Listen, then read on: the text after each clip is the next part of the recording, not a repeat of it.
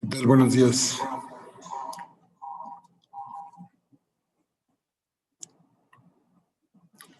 Bueno, vamos a iniciar con la presentación de las unidades de especialidad médica de enfermedad crónica. Tal vez en el transcurso de la sesión se vayan presentando varias preguntas que intentaremos resolver las que tengamos la información para ello. Como ustedes saben, estamos en una transición en ya la mayoría de los estados hacia el nuevo prestador de la atención médica, que en este caso sería el IMSS Bienestar. Entonces tenemos en esta parte digamos que un tiempo de espera en lo que se va definiendo la parte de las unidades de especialidad médica, no solo las de crónica, sino toda la tipología UNEM, de cómo se va a trabajar, si habrá algún ajuste. Y sobre eso es que tal vez sean algunas de sus preguntas, pero hasta el día de hoy, al no tener otra información sobre el tema, sí les pedimos que continuemos con la aplicación de los protocolos que ya están definidos para el área médica, para el área de nutrición, psicología, enfermería, trabajo social. En tanto no tengamos una indicación nueva o se haga algún cambio sobre lo que se va a ir siguiendo avanzando en la parte del IMSS Bienestar. Entonces, insisto, necesitamos seguir trabajando, necesitamos buscar los pacientes que requieren la atención multidisciplinaria, necesitamos ir documentando las intervenciones de los protocolos de atención para que pues las personas que están recibiendo la atención en estas UNEMs sigan beneficiando del abordaje multidisciplinario.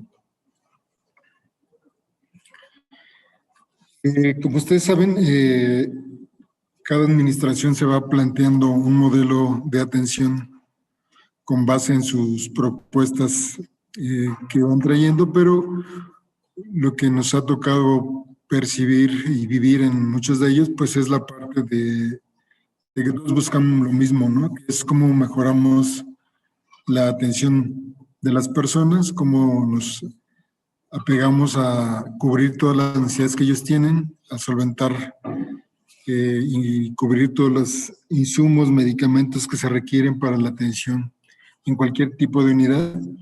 Y la actual apuesta que se tiene hacia este nuevo modelo de bienestar, pues no difiere en lo esencial de lo que ya hemos conocido, ¿no? Tal vez ahora bajo otro esquema de administración, de presupuestación, de compras, pero en esencia, en el histórico, como lo pueden ver en estos modelos que se generaron en otras administraciones, pues buscamos lo mismo.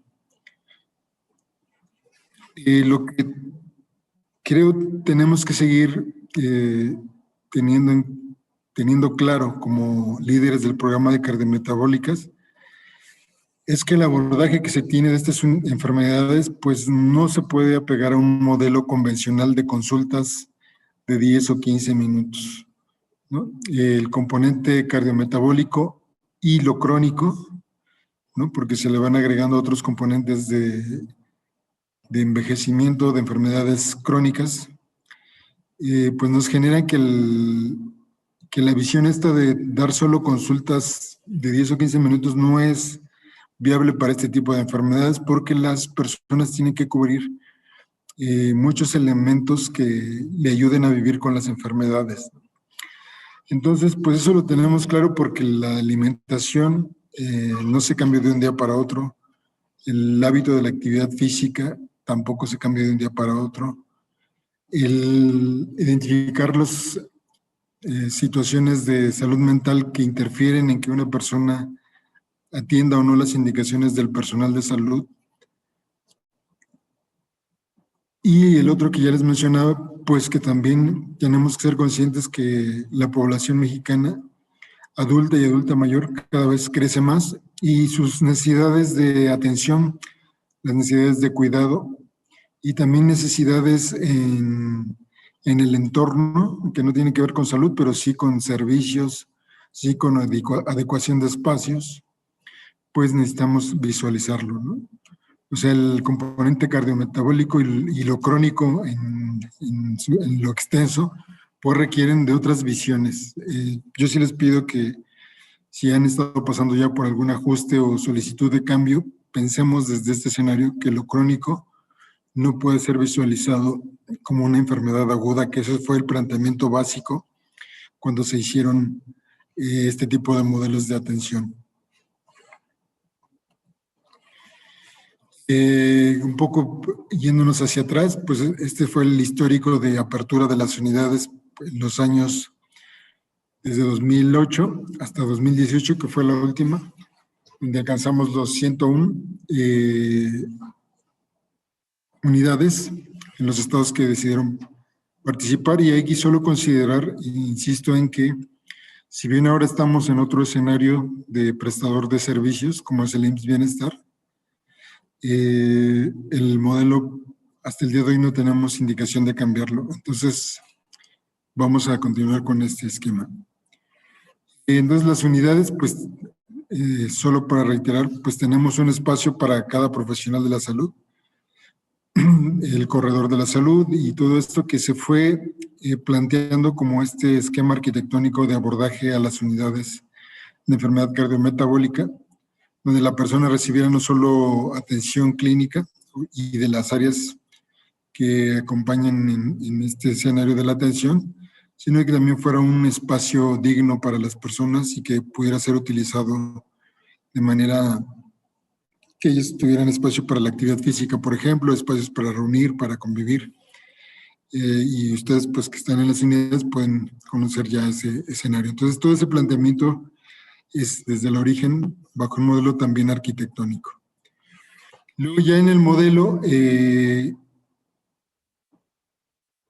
tenemos la parte de que las unidades de especialidad médica, insisto aquí que tanto las de crónicas como salud mental, adicciones, siempre fueron visualizadas, fueron diseñadas, fueron programadas para considerarse primer nivel de atención, ¿no?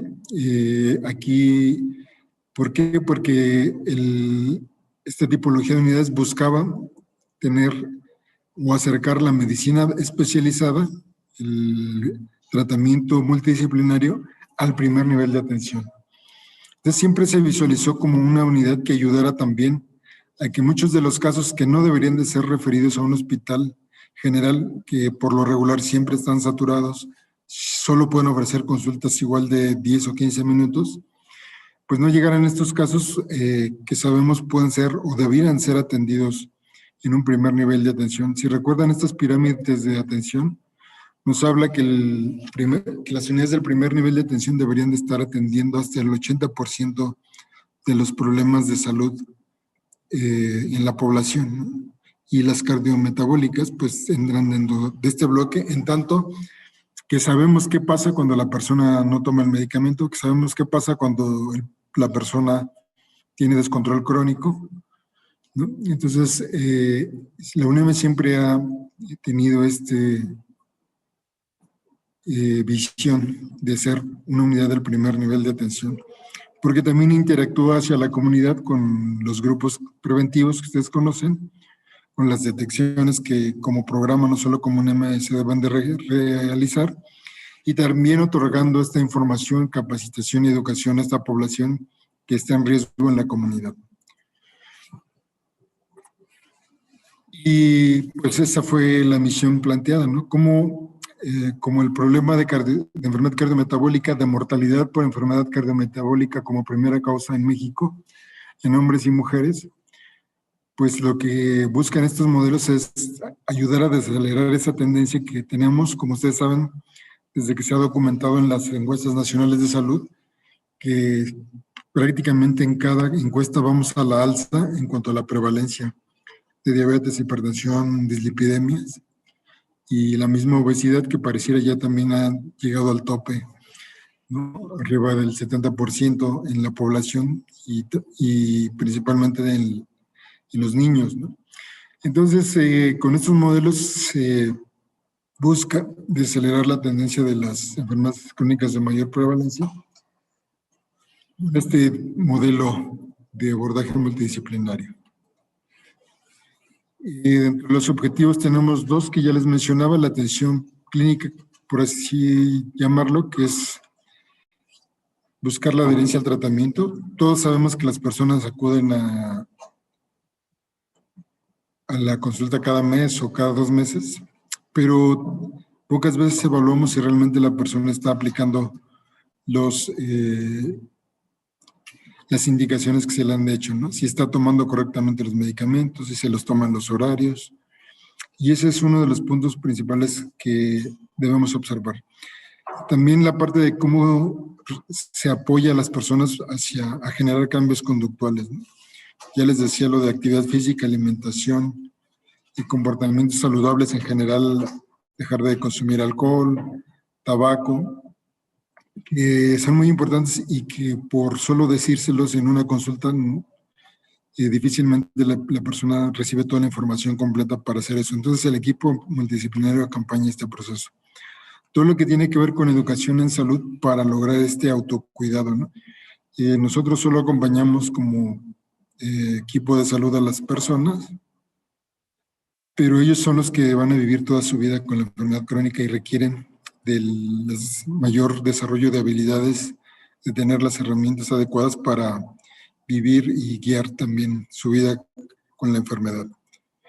Y otra de las cosas que tenemos como objetivo es identificar oportunamente complicaciones, ¿no? Sabemos que con el paso de los años este tipo de enfermedades generan daño a órgano blanco. En el caso de las cardiometabólicas, las principales, pues el ojo, riñón, sistema nervioso periférico. Entonces tenemos que tener muy claro que eso tiene que ser uno de nuestros objetivos principales: identificar esos daño temprano, ¿no? Para evitar, y que en realidad solo se van a atender cuando pues llevamos al buen control de la enfermedad, ¿no? A metas de tratamiento, tanto de diabetes como de hipertensión, como los principales causantes de estas complicaciones crónicas. Y en la comunidad, lo que ya les mencionaba, pues identificar las personas que no conocen o que piensan o pensamos que estamos sanos y no acudimos a un escenario donde nos puedan dar la información, generar un tamizaje e identificar si se tiene o no el riesgo en primera instancia, y dos, si ya tenemos la enfermedad también. Entonces, cuando tenemos estas personas que hacemos esta búsqueda intencionada, podemos ayudar a que, iniciando con los familiares de nuestros pacientes, luego con la comunidad cercana, pues ir buscando estos casos que, además de identificar que tienen el riesgo, también requieren de información.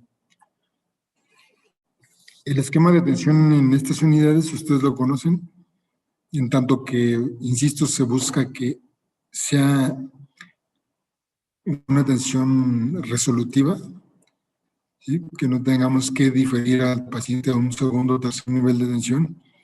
Pues tenemos este equipo multidisciplinario conformado por la medicina especializada, por la enfermería, nutrición, psicología, trabajo social, como el equipo de atención y de acompañamiento a las personas, a los pacientes, a sus familias y a la comunidad. Y pues desde la parte médica, pues que insisto, que al ser médicos especialistas puedan tener esta capacidad de análisis, de prescripción oportuna, de identificación de riesgos y de identificación de complicaciones, y obviamente establecer los planes farmacológicos principalmente para su cuidado.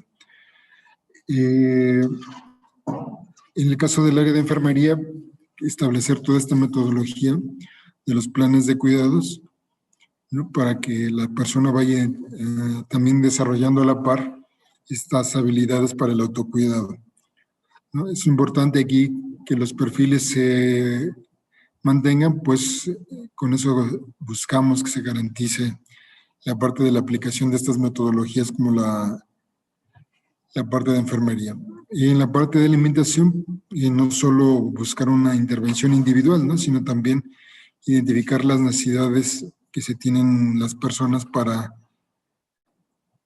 el acceso a los alimentos, para su preparación, para su conservación y para también identificar como los costos que implica para las diferentes regiones del país el acceso a ciertos grupos de alimentos. Y entonces, con toda esa información, pues, que el área de nutrición intervenga y haga sus planes, ya sea individualizados o también pueda generar la parte de talleres y pláticas que fortalezcan esta búsqueda del cambio conductual en las personas. Y en la parte de psicología, propiamente la identificación de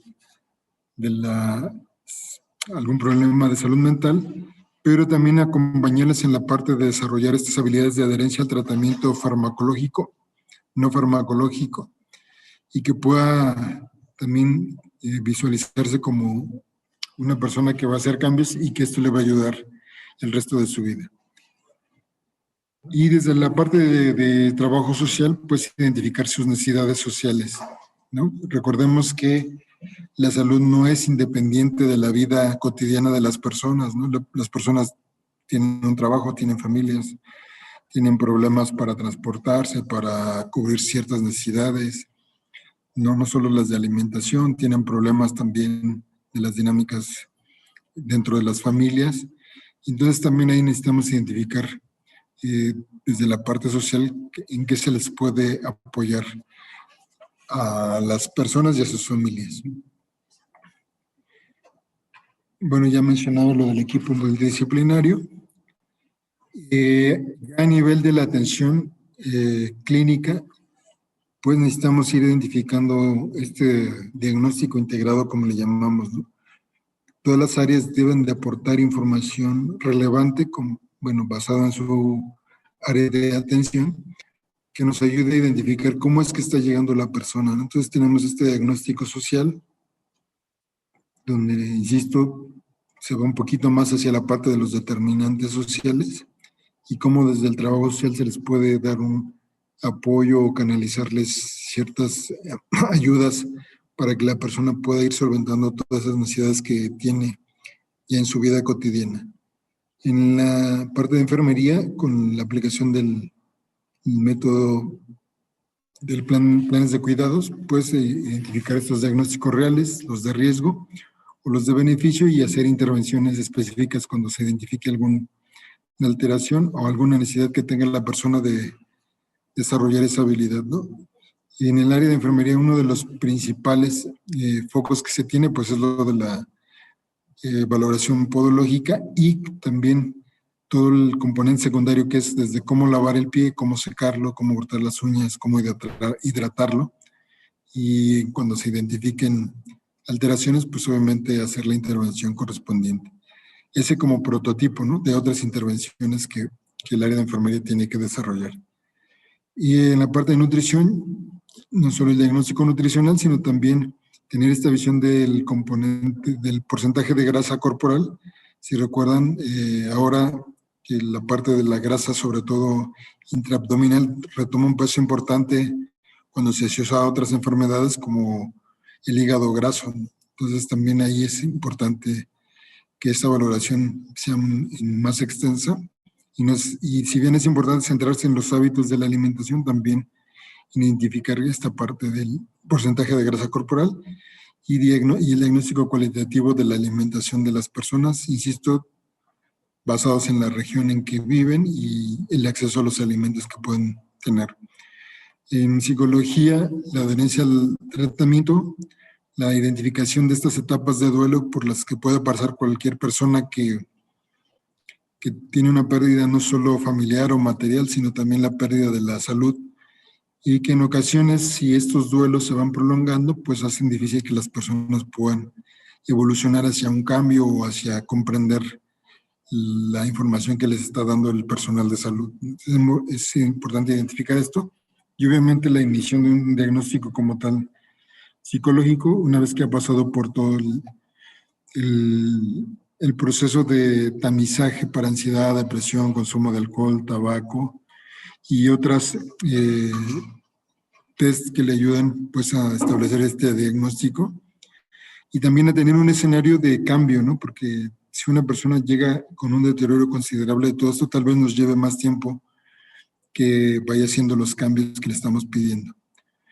Y ya en la parte de médica, pues no solo la prescripción farmacológica, sino también identificar todos los riesgos que se asocian, ya lo decía hace rato, las propias enfermedades crónicas no transmisibles, al acompañamiento de otras enfermedades crónicas, al acompañamiento también de la presencia de alteraciones psiquiátricas u otra comorbilidad, ¿no? Que requieren en el paciente abordaje. Entonces aquí lo que se les pide a los equipos es esto, que este diagnóstico sea reevaluado cada 6 meses, por lo menos para ir identificando si la persona va progresando en estos 5 escenarios de atención que se tienen en la UNEM, ¿no? En cada uno de ellos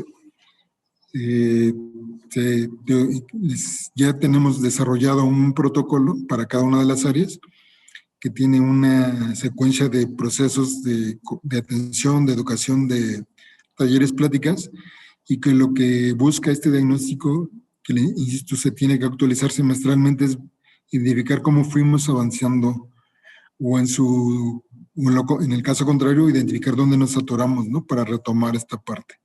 Entonces esto es muy necesario para lograr que el equipo como tal multidisciplinario identifique si la persona está realizando realmente los cambios o si necesitamos tal vez aplicar algún otro tipo de estrategia con las personas. Pues cada una va a tener sus particularidades. Los protocolos, les decía, ya cada área tiene definidos sus procesos de atención gruesos, ¿no? Por consulta, por intervención, por objetivos, por metas, tanto a corto, mediano como largo plazo que va estableciendo con cada persona. Las consultas pues tienen que ser como mínimo, insisto, aquí resalto mínimos, serían de 2 meses, ¿no? Pero cada paciente va a ir marcando si requiere una consulta previa. Es decir, si lo vamos a ver cada mes o si algún paciente requerirá que en un mes lo veamos más de una vez. Por ejemplo, cuando hicimos algún ajuste con el tratamiento de insulina, ¿no? Que esas en ocasiones requieren como una revaloración, entonces las consultas se van a plantear de acuerdo al perfil que va teniendo cada una de las personas en la atención. Entonces el promedio de atención que tenemos en una UNEM pues es de 12 meses, ¿no? O sea, este proceso de acá tendría que tener un alcance de hasta 1 año, con estas salvedades que ya les marcaba de cómo está realmente ese paciente para realizar los cambios o cómo ha ido asimilando la información que se les va otorgando, para que a los 12 meses más o menos lo podamos egresar y regrese a su centro de salud. Y aquí entramos en este esquema de seguimiento que le hemos denominado, donde vamos a dar consultas trimestrales los siguientes 2 años a su egreso, ¿no? El primer año trimestral y el segundo año semestral, para identificar, por ejemplo, que no hubo un cambio en el tratamiento farmacológico que generalmente o desafortunadamente pasa, ¿no? De pasar de llevar, no sé, 1 año, 7, 8 meses con un esquema de insulina donde el paciente ha desarrollado todas las habilidades para su aplicación en casa y todo esto, y de repente digan, pues ya no, porque como no hay, pues ahora regresas a tratamiento oral.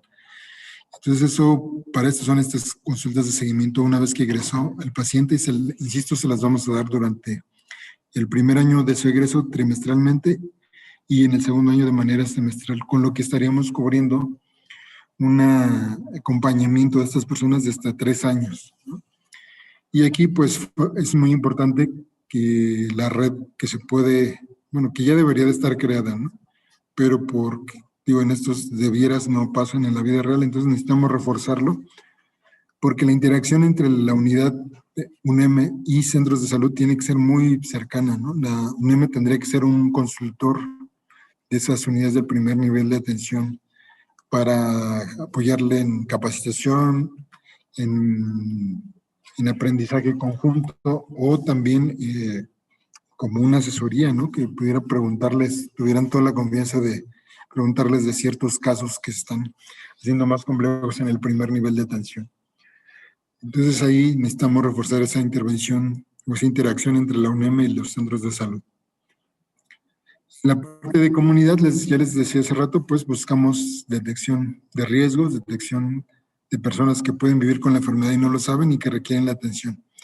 Y a partir de estas detecciones, formar los grupos preventivos de personas con riesgo, que no se les eh, diagnosticó como tal enfermedad, no se les confirmó, pero que sabemos que ya hay una alteración cardiometabólica, ¿no? Entonces necesitamos que esas personas también entren en procesos de recibir la capacitación mediante talleres y sesiones de educación en salud para que busquemos que logren desarrollar ciertas habilidades en la vida cotidiana antes de seguir avanzando en el deterioro metabólico. Ahora, los pacientes que se atienden en estas unidades pues son los que no logran metas de control en el primer nivel de atención, ¿no? Dependiendo de los estados, pues podemos hablar que hasta el 40% de un centro de salud pudiera estar controlada. Para el caso de diabetes, para hipertensión tal vez más, por ahí del 60%, pero cuando los llevamos a ellos también a un proceso de estratificación de riesgo, si una persona pues está con una hemoglobina arriba de 8, 8,5 o 9, pues son de muy alto riesgo, ¿no? Entonces esos pacientes necesitan también de otro tipo de abordaje, un poquito más intensivo que les ayude a disminuir ese riesgo tan alto que están presentando. Entonces esos pacientes que no logran metas de tratamiento son potencialmente candidatos a ser atendidos en esta UNEM, y los pacientes de reciente diagnóstico también, ¿no? que recién se les confirma, son también parte del universo de pacientes ideales para recibir este abordaje multidisciplinario. Cuando las personas, porque ha pasado, se refieren a la UNEM pacientes ya con enfermedad crónica avanzada, con la presencia de complicaciones crónicas, digo, no es el ideal de pacientes, pero cuando llegan, el equipo de UNEM tiene que acompañar toda esta parte de completar el estudio, de saber en qué estadio de la complicación está, por ejemplo, de enfermedad renal, o si tiene retinopatía o alguna otra cosa, y acompañarlos ayudándoles a gestionar sus consultas con la medicina especializada y subespecializada, ¿no? Entonces, no sé, vamos a estar, como se le conoce habitualmente, peloteando a los pacientes, ¿no? Alguien se tiene que hacer cargo, y si esos pacientes están llegando a la unidad, los tenemos que acompañar en en el abordaje, pero también en la gestión de sus consultas hacia otros niveles de atención. En la parte de información, recuerden que las UNEMs tienen un CIS, un concentrado mensual donde reportan sus consultas, sus intervenciones, que son 128 variables del CIS convencional o el que conocíamos antes. Y estos pues se registran mensualmente, ya sea que la UNEM lo suba directamente o que se haga vía la jurisdicción. Y aquí hemos entrado ahora en un dilema porque la Dirección de Información en Salud nos ha impuesto, y ahí subrayo la imposición del SIMBA, ¿no? Cuando el SIMBA, pues, creo que para la UNEM no es tan práctico su uso porque sí, hay una confusión de registrar ciertas intervenciones como es la detección en SIMBA, pero eso no completa la atención que es la consulta, por así decirlo, ¿no? Entonces, si el SIMBA me pide a mí, enfermería, que registre peso y talla, esa no puede ser mi intervención porque la DGIS dice que use el SIMBA, ¿no? Bueno, si es una obligación, habrá que registrarlo, pero yo tengo que llevar el expediente completo de la persona que está recibiendo la atención. Entonces, eso va a pasar para enfermería, para psicología, que también hay un módulo en ese SIMBA, pero que es de mera detección, no es de intervención, no es de las 12 sesiones como lo está marcado en el protocolo de psicología. Entonces, para psicología necesito llevar mi esquema de las sesiones como ya está planteado en el modelo, ¿no? En el caso de enfermería ya les ponía el otro ejemplo de pesar o medir o alguna otra cosa, pero el plan de cuidados de enfermería y todas las metodologías diagnósticas de NICNOM y la NANDA y todo eso, tiene que seguir a la par, digo, se les ha cargado más este registro administrativo en el SIMBA, pero la intervención tiene que continuar como está establecido en el protocolo. Lo mismo para nutrición, ¿no? Que creo que ahí no hay módulo en el SINSIMBA, pero pues necesitamos seguir aplicando lo que el protocolo de nutrición les ha establecido. Y para el área médica tal vez sea más simple porque ese SIMBA es como más médico donde registras la atención. Pero, insisto, el expediente tiene que ser completo, ¿no? Porque si no el SIMBA nos está partiendo el expediente clínico en otra cosa, ¿no? Que no es un expediente. Entonces, ojo ahí, no nos perdamos porque a nivel médico legal necesitamos tener bien conformado el expediente clínico y hacer uso, pues, lo necesario de este SIMBA.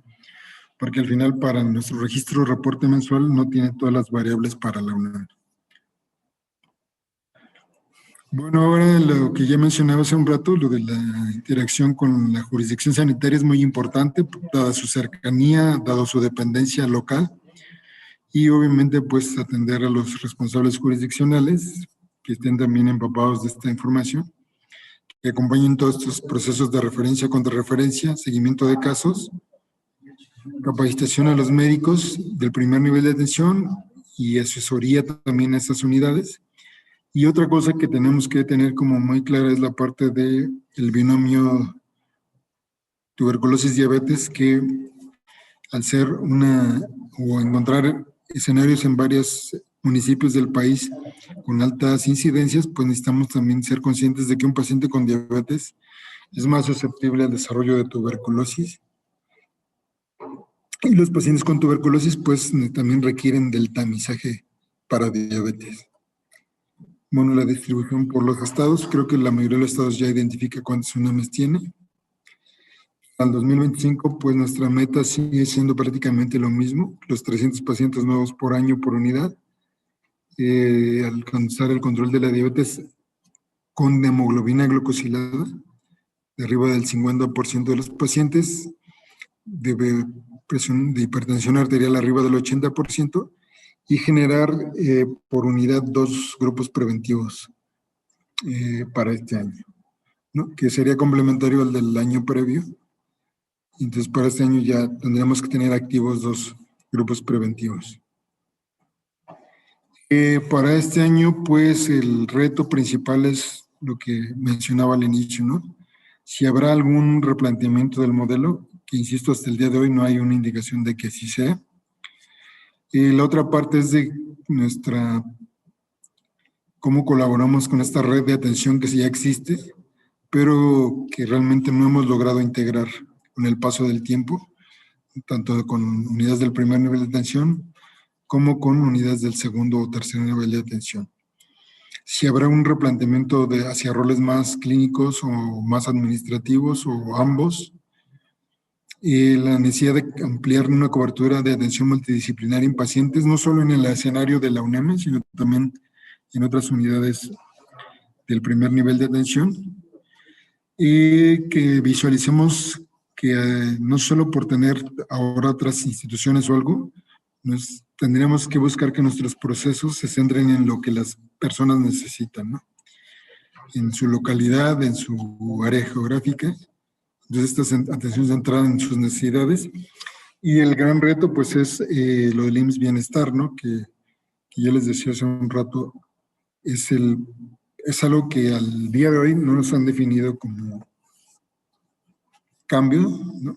Ya localmente en algunos les han dicho que las unidades son de segundo nivel y que les han pedido que hagan esto, que hagan esto otro, pero en realidad pues ellos, y digo, también desde a nivel estatal tendrían que informar pues que las unidades no tienen áreas de hospitalización, que no tienen autoclaves, que no tienen, no sé, pues cosas que como el IMSS Bienestar las ha asignado administrativamente a un segundo nivel de atención, pero hasta el momento solo ha quedado en eso, ¿no? No ha cambiado ningún planteamiento de cambio de modelo.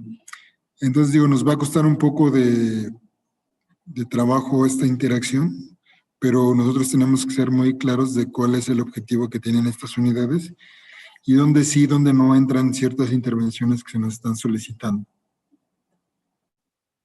Bueno, hasta aquí sería la parte de UNAM.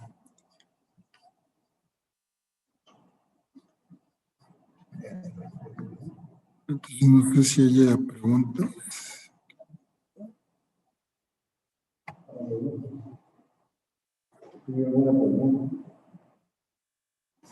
¿No?